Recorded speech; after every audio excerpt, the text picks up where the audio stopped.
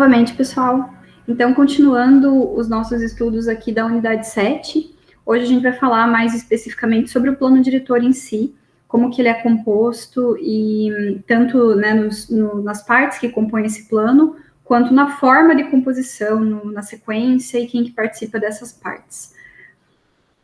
O plano diretor, então, ele é um termo que é usado desde os anos 30 no Brasil, né, nas primeiras cidades, nos primeiros lugares em que se planejou, a gente já usava esses termos, até porque, como eu comentei com vocês, né, com a arquitetura moderna, né, o conceito modernista de planejar, que começa a existir, ou começa a ter normas urbanísticas a partir de 1919, na Inglaterra, né, na Grã-Bretanha.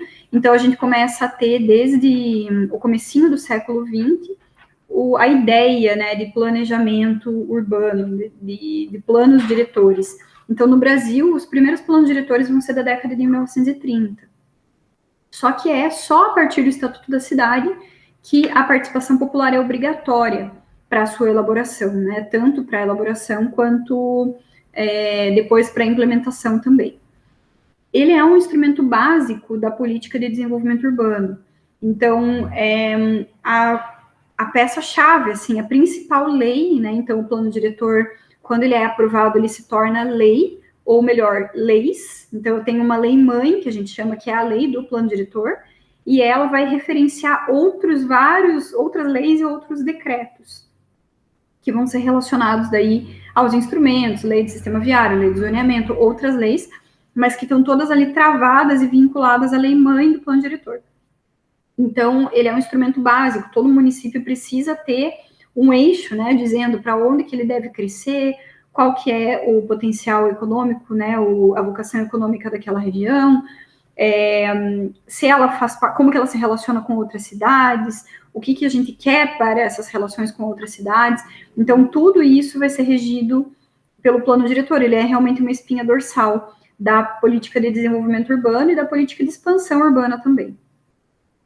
O objetivo do plano diretor é desenvolver as funções sociais da cidade e o bem-estar dos habitantes. Então, vejam que, especialmente a partir do olhar pós-Estatuto da Cidade, a gente tem essa questão da função social da cidade em primeiro lugar e bem-estar dos habitantes em primeiro lugar. Vejam que não estamos falando aqui que o principal objetivo do plano diretor é desenvolver a cidade economicamente. Não, é desenvolver talvez a cidade economicamente respeitando as necessidades de todos os seus habitantes, garantindo a função social da cidade. E vai refletir determinadas concepções ideológicas enquanto a própria prática de planejamento, como que foi o que eu acabei de adiantar, né, no comentário do item anterior. Se a minha preocupação maior é econômica e não importa tanto a consequência, que eu vou acabar gerando um pouco mais de desigualdade, esse plano vai ser um pouco mais tecnocrático. Se eu estou mais preocupada com reduzir as desigualdades, mesmo que a cidade não cresça em número de habitantes ou o poderio econômico dela não cresça tão rápido, isso vai estar refletido também no plano diretor, né? É questão política, né? A gente se opta por uma coisa, vai abrir mão de outra, vai tentar usar formas de compensar aquilo que eu não consegui cumprir, mas o fato é que o plano diretor não existe uma única solução. Eu não tenho só uma forma de resolver o problema da cidade, ele é complexo demais. Como eu tenho muitas variantes, eu vou acabar demonstrando, através das minhas escolhas, qual é o posicionamento de quem organizou, de quem montou aquele plano. Por isso que é legal que ele seja feito em muitas mãos, né? Para eu tentar abordar a maior quantidade possível de aspectos dentro daquele plano. Como que funciona um plano, né? Qual que é o processo de um plano? Eu vou fazer um diagnóstico da cidade, conforme suas condicionantes, deficiências e potencialidades. Então, eu vou dar um exemplo, só para ficar um pouco mais fácil de analisar, mas esse diagnóstico ele vai ser feito em diversos aspectos. Então, eu vou ter um diagnóstico que é mais da parte econômica, um diagnóstico que vai falar sobre o aspecto cultural, um diagnóstico ambiental, um diagnóstico sobre o sistema viário e o tráfego. Eu vou ter, então, de acordo com o município, né, com o que aquele município sentir que é necessário, esse diagnóstico pode ser separado em várias vertentes. Vamos pegar aqui uma análise de uma cidade que eu já comentei aqui na aula, como, por exemplo, a cidade de Paranaguá. Quando eu faço uma análise de condicionante, deficiência e potencialidade, eu não posso colocar juízo de valor nas coisas. Para eu dizer que alguma coisa é uma deficiência, tem que ser assim, notório que aquilo ali é um problema, né? Uma falta que aquela cidade tem. Então, vamos supor, Paranaguá tem uma deficiência, tô chutando, tá? Eu não sei se é verdade. Paranaguá tem uma deficiência na diversidade econômica, vamos supor. Então, tá lá nos nossos dados econômicos que Paranaguá concentra toda a sua economia no porto e tem pouco aporte financeiro vindo do turismo, vindo de outras áreas. Né? Não tem muita produção industrial, estou imaginando, tá? Se alguém é de Paranaguá e eu estiver falando besteira, é um exemplo fictício. Então, vamos dizer, isso é uma deficiência. É olhar dados concretos, não é achismo. É dado concreto que está dizendo, olha, essa cidade ela tem um problema grave em relação a isso. Vou dar outro exemplo. Qualidade e quantidade do atendimento de saúde. Então, eu posso fazer lá um diagnóstico, vamos supor, né, da saúde em Paranaguá e dizer, olha, Paranaguá ela é muito carente em relação ao fornecimento de tratamento de alta complexidade. Todo mundo que mora em Paranaguá vai fazer tratamento em Curitiba quando é uma doença grave. É uma deficiência. Se isso é importante ou não é importante, a gente vai discutir depois. Porque pode ser que de cara alguém já me fale, tá, mas não precisa pôr um hospital de alta complexidade em Paranaguá, porque quando é alta complexidade, tem que ser na capital, tem que ser em Curitiba. Outras cidades também usam Curitiba, então não tem por que resolver essa deficiência. Mas ela é uma deficiência, certo? Então isso é interessante de vocês entenderem que quando eu seleciono o que é uma deficiência, uma potencialidade e o que é uma condicionante, eu tento não colocar juízo de valor ali. Potencialidade, por exemplo. Paranaguá tem um potencial turístico enorme. Paranaguá tem um potencial de patrimônio histórico muito grande. Se vai ser de interesse do município desenvolver esse lado do patrimônio cultural ou do patrimônio natural, explorar isso turisticamente, por exemplo, não sei, mas é um potencial. Seria possível, seria uma vertente para os próximos 10 anos da cidade, fazer um investimento grande na questão turística, na questão cultural, né, de patrimônio cultural, por exemplo. Eu sei que não é a mesma coisa, patrimônio cultural e turismo, tá? Só estou juntando essas duas num exemplo só. O que é uma condicionante?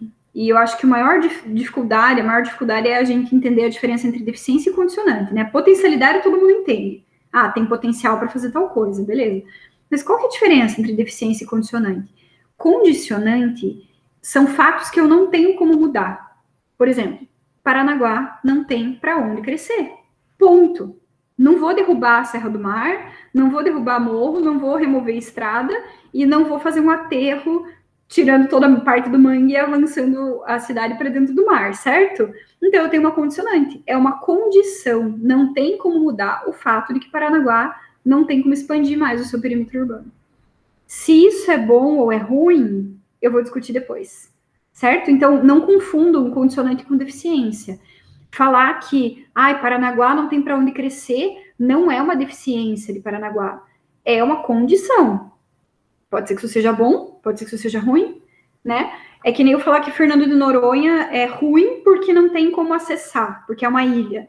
Não é uma coisa ruim, é um fato, né? É uma ilha, então eu não tenho como acessar com uma grande quantidade de pessoas. Talvez isso seja até bom, talvez seja justamente por isso que ela se encontrou em situação de preservação, né, numa situação de preservação razoavelmente boa, mesmo numa época em que ninguém se preocupava com preservação. Hoje a gente se preocupa em preservar nossas ilhas, preservar o nosso mangue, preservar as populações ribeirinhas que tem, por exemplo, em Paranaguá, e a sua cultura, o fandango, que é uma manifestação cultural originária da região. Mas talvez, se fosse mais fácil de acessar, ela já tivesse se perdido, né? Então, cuidem muito com isso, gente. Sempre se preocupem que, ao falar de condicionante, vocês não estejam, ao falar de deficiência, vocês não estejam colocando alguma condicionante ali no meio, tá? Além de fazer, né, depois de entender a minha cidade sob vários aspectos, e daí entra, né, uma leitura muito importante de técnica, multidisciplinar e também comunitária. Porque se eu pegar um monte de estudioso, um monte de acadêmico, para pensar o que é condicionante, eficiência e potencialidade em Paranaguá, provavelmente as pessoas vão ter uma visão parecida com a minha, assim, nossa, não tem para onde crescer, nossa, tem uma questão cultural importante.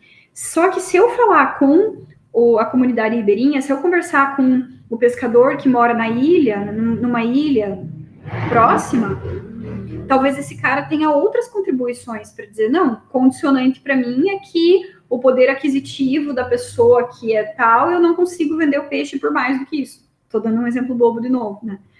Mas visões diferentes são importantes, sim, na fase de diagnóstico e também na fase de propostas, tá? Então, em todos os momentos eu vou ter participação. Depois que eu faço o diagnóstico, eu vou tentar chegar num objetivo, eu vou tentar entender assim, tá, mas o que eu quero? E daí vai entrar aquilo que eu comentei com vocês há pouco, tá? Ok, a cidade é deficiente quando se trata de oferecer um sistema de saúde de alta complexidade. Mas o que eu quero para a saúde de Paranaguá? Eu quero melhorar a oferta de saúde para alta complexidade. Então isso é um objetivo. Pode ser que meu objetivo não seja esse. O objetivo não. Para a saúde, eu quero estreitar as relações com outras, né? Vou melhorar aqui banco de dados, a qualidade das comunicações entre outras cidades, com Paranaguá, para que a facilidade de transferência do paciente seja maior. Então, tá, vocês entendem que é um objetivo muito diferente, porque a partir do objetivo, eu vou traçar estratégias e eu vou traçar propostas e depois projetos. Quando eu digo assim, eu quero aumentar a quantidade de hospital em Paranaguá, eu quero trazer um centro de especialidade de alta complexidade para Paranaguá, eu vou ter que pensar se é um hospital, se são clínicas, se é público, se é privado. Eu vou ter que pensar quanto que isso custa, que tipo de edital do governo que vou entrar. Eu vou ter que pensar quem que vai fazer o projeto desse hospital. Eu vou contratar um arquiteto, eu vou fazer uma licitação para o projeto. Como que eu vou aumentar o meu recurso para pagar funcionário desse hospital? Então, essa é uma vertente. Se a outra vertente for, não, eu só vou melhorar a comunicação. Eu não tenho a ver com arquiteto, eu não tenho a ver com médico, não, eu só vou precisar melhorar a comunicação, a parte de gestão, a parte de logística dentro do sistema de saúde. Então, vocês percebem como o mesmo diagnóstico aqui, ele pode me apontar, conforme o objetivo que eu tenha, para estratégias, planos, projetos e propostas diferentes? As estratégias de transformação de realidade vão ser justamente contratar mais funcionários, mudar o horário do funcionário, diversificar o tipo de atendimento. Eu estou usando o exemplo da saúde que eu não devia ter escolhido, né? Porque eu sou arquiteta usando o exemplo da saúde. Mas estratégia é meio que assim, tá, como que eu vou resolver o meu objetivo? O objetivo é o que eu quero. A estratégia é como que eu vou fazer isso. As propostas e os projetos também são como que eu vou fazer isso. A pergunta que eu vou responder com estratégia, com proposta e com projeto é tudo como. Só que estratégia é algo grande, proposta é um pouco menor e projeto é mais específico. Então, se a proposta é construir um novo hospital e a outra proposta é construir 3 novas unidades de pronto atendimento, eu vou ter um projeto para cada nova unidade de pronto atendimento, eu vou ter um projeto logístico de atendimento de pessoal, eu vou ter um projeto de contratação, eu vou ter vários projetos que são mais curtos, que são mais palpáveis e em cima dos quais eu consigo fazer o orçamento. Então, não estou falando aqui só de projeto arquitetônico, mas estou falando também de projeto arquitetônico. Então, pensando na sequência, é isso. Eu vou lá com o diagnóstico, aí eu entendo o que eu quero, aí eu vou para as estratégias, propostas e projetos que são o como. Mas esse como pode ser macro, estratégia, pode ser médio, que são as propostas, e pode ser um pouco mais aprofundado, um pouco mais micro, que são os projetos, certo? Então, vai afunilando. Essas estratégias também podem ser chamadas de diretrizes. E você pode dizer assim, não, num horizonte, então, de 5 anos, eu preciso ter tal coisa feita, vou ter essa primeira estratégia aqui. E o projeto vai dizer, inclusive, quando que vai colocar em prática. Então, tá, nos primeiros 5 anos, para atender essa diretriz principal, eu vou fazer isso, isso e aquilo. Nos últimos 5 anos, para atender a segunda diretriz, eu vou fazer esse e aquele projeto. E daí cada projeto vai ser financiado de um jeito, vai ter uma equipe, vai ter um cronograma. Então, é assim que eu vou do macro para o micro. Lembrando novamente, gente, que cada um desses conjuntos, diagnóstico, objetivo, estratégia, proposta, projeto, vai acontecer em diferentes âmbitos. Então, eu posso ter isso para a parte de legislação urbana, eu posso ter isso para a parte da saúde, para a parte da educação. E quando eu tenho um município com alguma coisa muito específica, então vamos pegar o exemplo do Porto de Paranaguá, com certeza eu vou ter um conjunto de diagnóstico, objetivo, estratégia, proposta, projeto, que trata a respeito da relação do porto com o entorno, por exemplo. Ou a quantidade de diagnósticos, o que vai ser tratado em cada um dos diagnósticos, quem que vai fazer, quanto de verba eu tenho para cada ramo, né, digamos assim. Isso vai variar de município por município, e é por isso que eu preciso de uma equipe muito boa, ou dentro da prefeitura, ou contratada, para definir quais vão ser os eixos de trabalho dentro desse plano diretor.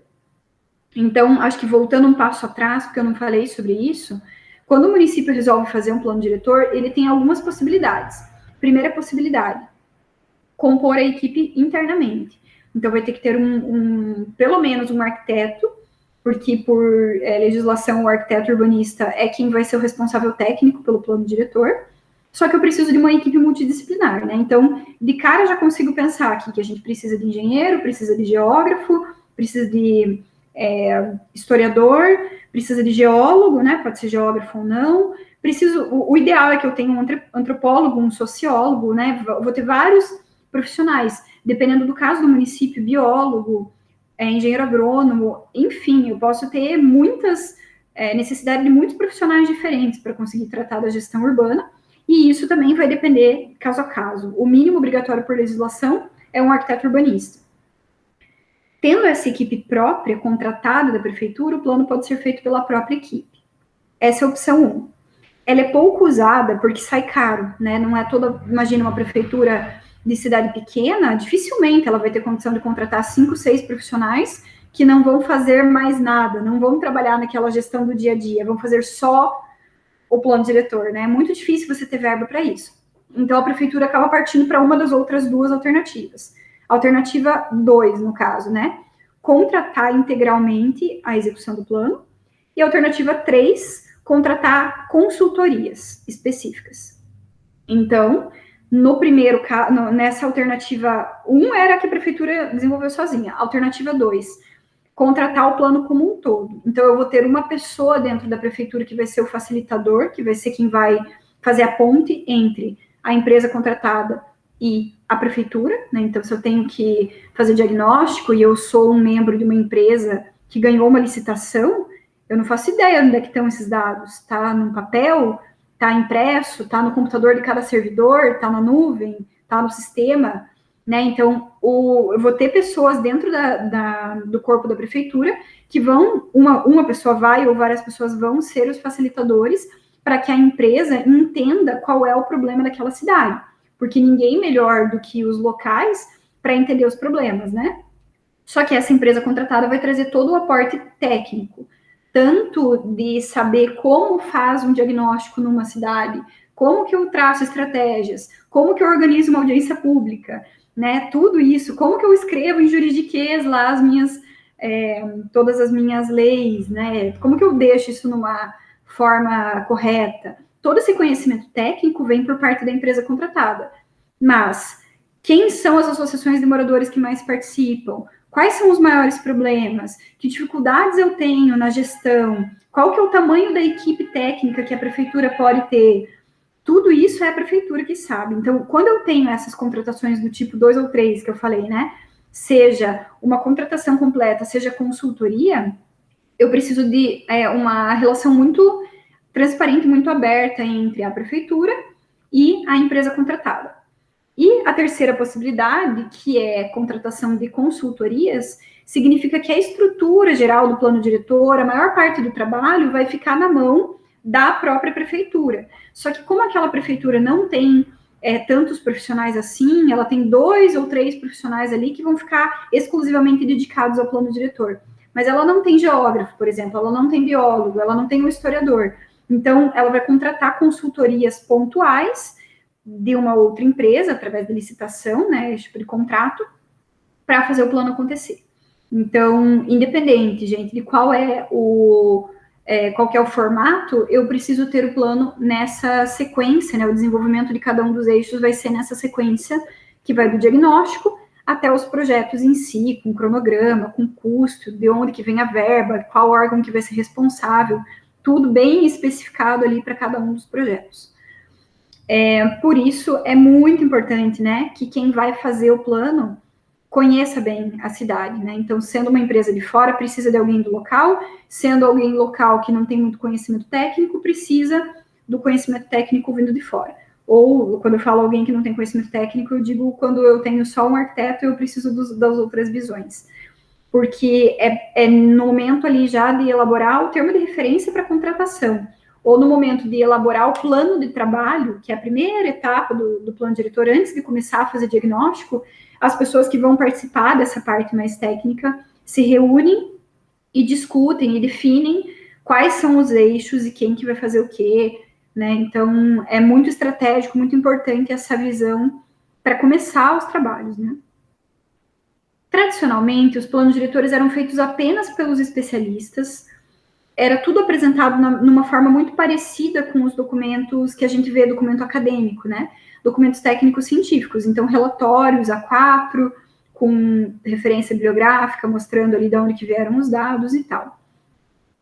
Apenas as equipes técnicas, elas só forneciam a informação, então, ó, tá aqui os dados do transporte coletivo, e a sociedade apenas assiste ao que ficou decidido. Então, a sociedade estava presente, mas para assistir, para saber o que ia acontecer. Vamos ver o que eles decidem lá, que vai acontecer com o transporte coletivo ano que vem. O foco era muito maior em soluções técnicas. Então, em geral, acabava que os planos diretores tratavam de temas mais... Aquele tema que é o mais premente na cidade. É uma cidade que tem um porto. Então, vamos discutir como resolver a relação entre porto e questão ambiental. Escolhia um tema e fazia um plano focado naquele tema. Hoje, a participação, ela segue os princípios da reforma urbana, né? O plano ele é desenvolvido segundo os princípios da reforma urbana, portanto, o foco é em todos os problemas estruturais da cidade. Eu não vou dar um foco apenas em uma questão técnica que é mais importante, que eu arbitrei e disse que é mais importante. A gente vai focar em todos os problemas estruturais da cidade. É o momento, né, o plano que vem ali depois do Estatuto da Cidade, ele vai vincular o direito de construir à função social da cidade. Então, se eu admito que não tem necessidade de prédios de 50 andares na cidade, porque não vai melhorar em nada a função social ter um prédio tão alto, eu não vou deixar ele ser construído, né? Então, eu tenho esse vínculo pela primeira vez entre cumprir a função social e permitir quantidade, né, e qualidade da construção, e o compromisso de implementar o Estatuto da Cidade, porque, como eu falei para vocês antes, o Estatuto da Cidade tem um monte de instrumento, mas se no plano diretor eu não detalho, eu não regulamento nenhum instrumento, o Estatuto não se implementa, né? Ele não acontece. E nos planos diretores participativos está escrito lá no Estatuto da Cidade que o plano de diretores participativo tem como um dos seus objetivos fazer cumprir com os instrumentos que estão dentro do Estatuto, conforme eles sejam compatíveis com a realidade daquele município. Algumas outras diferenças que a gente pode falar, né? A equipe técnica municipal, ela não só fornece informação, mas ela também é responsável por ir atrás das pessoas, da população que vai questionar, né, que vai falar sobre aquelas informações existentes, se aquilo é verdade ou não é, e a sociedade não vai só assistir, ela vai participar de fato. Quais são os eixos do plano diretor participativo? Inclusão territorial, justiça social e gestão democrática. Esses são os 3 eixos principais. Então, por mais que, né, como eu falei antes para vocês, eu vou ter vários eixos para pensar em diagnóstico, estratégia, proposta, plano, projeto. Mas, aliás, eu falei plano, né? Diagnóstico, objetivo, estratégia, proposta, projeto. Por mais que eu possa escolher vários eixos, pelo menos eu tenho que ter um eixo relacionado à inclusão territorial, à justiça social e à gestão democrática. O que significa inclusão territorial? garantir que todo mundo tenha acesso à terra urbanizada, bem localizada e, inclusive, segurança de posse da moradia. Não adianta apenas a pessoa ter a moradia, ela precisa que essa moradia seja algo estável, né? Que ela não tenha medo de perder por conta de irregularidade legal, enfim. Então, inclusão territorial significa moradia para todos, pelo menos, né? Moradia, porque ao ter a moradia eu tenho acesso aos outros sistemas, como eu já falei na outra aula para vocês, a moradia é o primeiro passo. Então, eu preciso que todo mundo tenha acesso à terra, que essa terra seja urbanizada, ou seja, provida de todos os sistemas, com uma localização razoável, então que permita que a pessoa tenha o direito à cidade satisfeito, e com segurança de posse, né, que não seja uma casa provisória ali, que a qualquer momento ela pode perder por dificuldade legal. Justiça social significa que quando eu tenho benefícios provenientes do desenvolvimento urbano, esses benefícios sejam distribuídos por todos. A gente falou sobre isso na aula passada, quando conversamos sobre os instrumentos do Estatuto, né? Os bônus também têm que ser distribuídos, né? Não pode ficar uma parte da população com os bônus e outra parte da população com os ônus. E a gestão democrática é que no próprio plano diretor eu preciso explicar como que vai funcionar a gestão da cidade pelos próximos 10 anos com aqueles momentos de participação democrática, com as oportunidades de participação contínua. Então, o plano diretor, ele também é o momento para eu explicar, para eu decidir, né, deixar por escrito numa legislação, como que vai funcionar o conselho, quando que vai ter conferência, qual órgão que pode participar de cada coisa, com que periodicidade os conselhos se reúnem e tudo mais. Isso tudo vai acontecer no eixo de gestão democrática do plano diretor. Então, gente, um plano diretor participativo, ele é um processo, ele não é algo estanque, né? Ele é um processo contínuo, dinâmico e participativo, né? E ele é político, porque afinal ele está resolvendo problemas da sociedade, que mobiliza a sociedade, né? Então, o nosso papel é tentar mobilizar para que a sociedade discuta e estabeleça um pacto sobre o projeto de desenvolvimento do município. Então, o que eu quero para o município? Como que eu vou desenvolvê-lo? A sociedade tem que ser mobilizada por quem está fazendo o plano, a ponto de que toda a sociedade consiga se reunir, discutir e concordar naquele pacto, dizer, não, beleza, temos um pacto, vamos fazer isso aqui acontecer. Parece bem idealista, né, falando dessa forma. As etapas são basicamente a fase preparatória, que, como eu falei para vocês, definir quem que vai ser o núcleo gestor, né, quem que é a equipe coordenadora, se vai ser alguém de fora, se vai ser a própria prefeitura, se vai ser a prefeitura com algumas consultorias eventuais. Preparar esse processo, definindo quais são os eixos, quem que vai fazer o quê, que órgão que entra, que dado que vai ser levantado. Fazer o lançamento e a divulgação, então nisso eu já preciso ter algum material que deixe muito claro, muito transparente, em linguagem acessível, por que vai ter um monte de reunião ao longo desse ano, como que vai ser? Primeira etapa vai ser assim, vai ter reunião em tal e tal lugar da cidade, o objetivo é esse, a segunda etapa é assim, né? Então vai ter esse momento de lançamento, de divulgar, vai ter um plano, ele vai acontecer de tal maneira. E a parte de capacitação, então antes de começar, chamar todo mundo na igreja do bairro e dar o microfone para a galera conversar, eu vou ter um primeiro momento em que as pessoas não vão se manifestar, não vão participar ainda, só vão entender como é que vai ser. Então, é uma reunião ali para explicar. Gente, vai funcionar assim. Na primeira semana, a gente vai distribuir tal documento. Vocês leem, aí na semana seguinte, a gente vem aqui nesse mesmo lugar, vai distribuir as pessoas nas diferentes salinhas aqui da escola, do bairro, cada um vai discutir um tema. Então, você escolhe o tema que você acha mais importante e você vai na salinha do teu tema. No final do dia, todo mundo volta e explica o que a gente achou que era mais importante de cada uma das salinhas. E daí todo mundo vota, beleza? Beleza. Então, essa parte de capacitar a sociedade, ela acontece. E ela também acontece para capacitar os técnicos da prefeitura, que muitas vezes muda alguma coisa, né? Na legislação, muda a forma de fazer plano diretor, aquele técnico ainda não conhece aquilo, ou é a primeira vez que ele vai participar. Então, a equipe do núcleo gestor, aquelas 8, 10, 15 pessoas, né, sendo muito otimista, que vão fazer parte, elas vão capacitar todos os técnicos de prefeitura e toda a comunidade. Depois vem a fase de realmente elaborar o plano, que vai ser ali na leitura técnica e comunitária a cidade que temos, que nada mais é do que o diagnóstico que eu acabei de comentar com vocês. Qual que é a estratégia, e aí desmembrar essa estratégia em projetos, em propostas e projetos, né, a partir da ideia, assim, qual é a cidade que a gente quer, e montar o pacto, né, que são as leis para fazer com que todos aqueles projetos aconteçam. Então, quando fala ali na segunda etapa da elaboração do plano, formular a estratégia e definir os instrumentos, é porque eu vou escolher quais instrumentos do Estatuto da Cidade eu vou aplicar para fazer aquela minha estratégia acontecer. Então, vamos dar de novo o exemplo do hospital. Eu descobri que decidimos juntos ali com a comunidade e com os técnicos que é importante fazer um hospital novo aqui em Paranaguá. Beleza.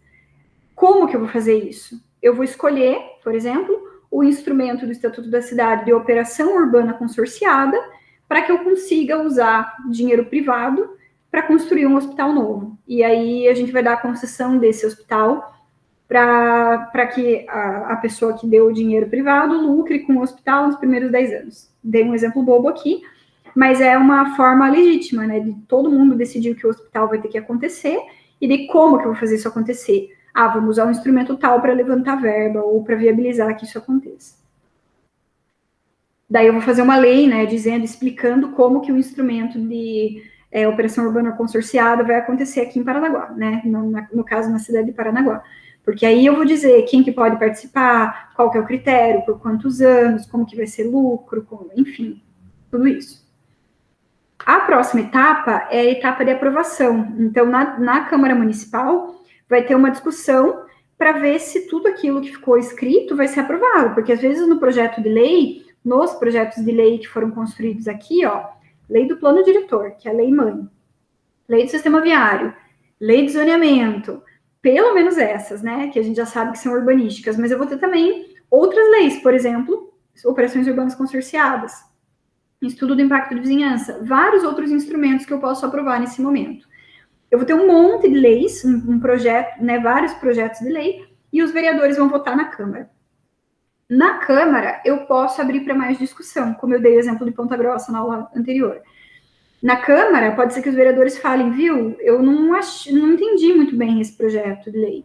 Acho que ninguém pediu nossa opinião, a gente conversou aqui com o pessoal dos nossos bairros e essas pessoas não estão de acordo com aquilo que veio para o projeto de lei. Então, vamos fazer mais uma audiência pública para a gente entender o que aconteceu aqui. Então, é legítimo, faz sentido, ainda existe oportunidade de, durante a fase de aprovação, fazer mais ajustes. Porém, o ideal é que todo mundo que pode discutir na Câmara, ou seja, toda a sociedade, né, os vereadores e toda a sociedade, participe desse momento aqui, tanto do diagnóstico, quanto de formulação de estratégia, quanto de detalhamento disso. Que todas as etapas passem pela comunidade para que na audiência de aprovação só vai lendo e aprova, todo mundo está de acordo, todo mundo já discutiu, né? Então, discussões muito estruturais do tipo, a estratégia está errada, a gente é contra o hospital. Putz, aí isso representa que o que foi pensado aqui, e o que foi pensado aqui, não foi bem pensado, não incluiu quem tinha que incluir. Então, se vocês estiverem numa situação como eu estou aqui em Ponta Grossa, né? Estamos, né, num plano que teve um monte de momentos de participação, mas agora tá todo mundo querendo mudar tudo de novo e analisar tudo de novo, é porque teve alguma falha aqui no processo de leitura. Ou porque tem alguém muito poderoso que, apesar da comunidade já deixar claro o que quer, ainda acha que com os vereadores vai conseguir fazer valer o seu, né, a sua vontade, o seu desejo, e não aquilo que todo o resto da comunidade pediu. Então tem que ficar de olho, porque quando acontece isso, tem alguma coisa errada. Um exemplo muito bom é o exemplo de São Paulo, do último plano diretor de São Paulo. Na Câmara foi lindo de ver, tinha muita gente, não deu para caber dentro da Câmara de Vereadores todo mundo que estava lá. Então as pessoas, elas participaram tanto dessas etapas aqui, que na hora de aprovar, eles foram lá para fazer pressão para passar. Não vem vereador querer tirar para análise e tal, porque, peraí, já teve bastante momento, tem que aprovar isso aí. Então, foi feita muita pressão e ele foi aprovado de primeira. Quer dizer que não teve aquele momento político ali de deixar o lado político passar por cima da discussão que já tinha sido feita antes, né? E daí vem a implementação, né? Que é só uma linha, né? Aqui na nossa tabela, ela tá ali bem tímida, né? Pequenininha, implementação. Depois vem ali gestão do plano. Mas, gente, tudo isso aqui, ó, preparatória, elaboração e aprovação, acontece durante um ano e meio. Implementação e gestão são todos os outros 9 anos, né? 9, 10 anos, para eu conseguir fazer ele sair do papel. Então, a parte da implementação do projeto, que é fazer com que os projetos escolhidos aqui, né, e aqui aconteçam, ela é muito, muito, muito importante. E a gente tem que mudar a visão de que plano diretor é um ano, que lá a cada 10 anos se reúne por um ano e decide. Não, a gente tem que entender que aqui a nossa força tem que ser maior. Todo mundo, não estou falando só como gestor, né? Não sou gestora hoje, sou uma pessoa, não um cidadão, que deveria estar cobrando por que as coisas que estão lá no nosso plano diretor vigente não estão acontecendo. Por que tinha lá uma ideia de fazer tal coisa e essa coisa não aconteceu? Então, vejam que o plano diretor não acaba no momento da elaboração ali. Pelo contrário, é nesse momento que começa um processo de gestão muito importante que deve durar até o momento da próxima revisão. Então, são 10 anos. Planejamento é processo, planejamento não é apenas o plano. E aí eu convido vocês a lerem como material complementar dessa aula a dissertação da Nádia Bessiac, que é uma pesquisadora que analisou planos diretores de várias cidades do Paraná. E o nome da dissertação é Plano ou Planejamento? Porque ela concluiu que todo mundo tem plano, mas ninguém tem planejamento. E é por isso que na nossa próxima aula, então, a última, né, da disciplina, a gente vai conversar sobre justamente o processo de implementação do plano, como que andam as implementações de plano no Brasil e o que a gente pode tentar fazer para que esses processos de implementação sejam melhores, certo? É isso por hoje, gente. A gente se vê na próxima aula.